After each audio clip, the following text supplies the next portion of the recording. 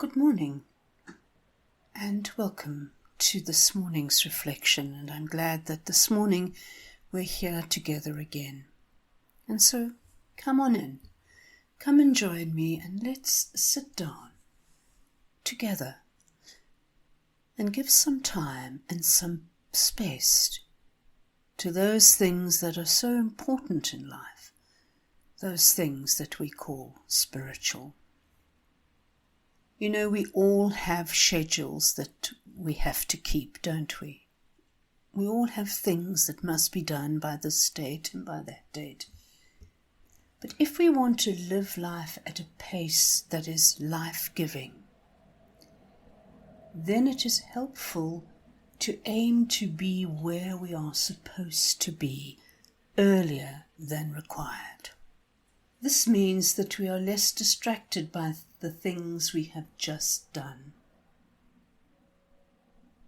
And this is particularly applicable to our spiritual practices, but not just to spiritual practices.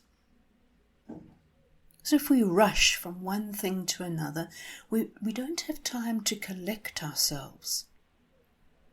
And so we don't have time to be present to the next thing in our lives. Being early for something, getting to church early, getting to the doctor's appointment early, means we have time to separate from one thing before we rush into another. So going to church well before church begins, so that when it does begin, we are in the right frame of mind. We are prepared. We are ready. In other words, we come prepared to give our whole selves to the moment.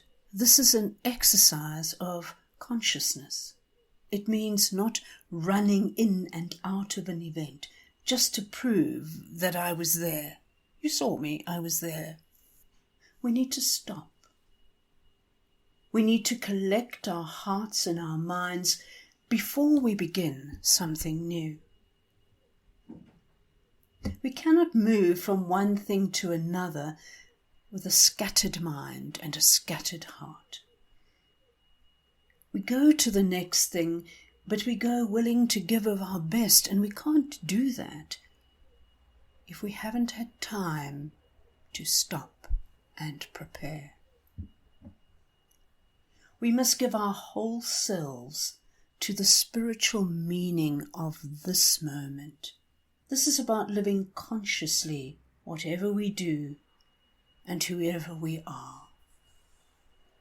You see, we do so much on the run, don't we? We do a lot of life while we're doing something else. We might do this, but at the same time we're checking our emails. We drive, and at the same time we make phone calls. And so we need to learn to give events in our lives the proper time.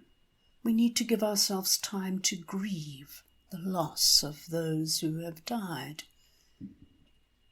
We need to give ourselves time to think things over, to think things through, to stop rushing from one aimless remark to another, to know where we are, and to think about what it is that we're actually doing.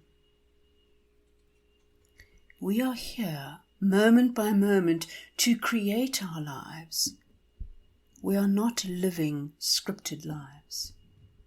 We need to take a deep breath between the things in life. We need to go to the next thing centered, quiet, and gathered of mind and heart. We need to stop checking the time here so that we can be sure to be there on time as quickly as possible. And in so doing, we miss everything that is going on here now as we anxiously look forward to being over there in the next now. To stop between events is to, in a sense, decant ourselves, to be present to our own needs and to trust God to guide us from within. It is this lack of being present that begins road rage. It's this lack of being present that turns misunderstandings into a full-scale war. So attend to the world around you. Attend to the world around you. Take time to understand what it is that is happening around you in this moment. What are people thinking? What are people feeling? What are people's expectations? And it's also about giving voice to the people around you, listening to them, inviting them to make comment, inviting them to share their hearts and their minds. So today, try not to rush from one thing to another. Stop in between. Breathe and notice. Notice your life as it is in this moment. Collect yourself before you enter the next event in your day. And if you do this, you will begin to see an element of calm and peace begin to thread its way through your day. Do this today and see if today is not a richer and more pleasurable experience than yesterday. Amen.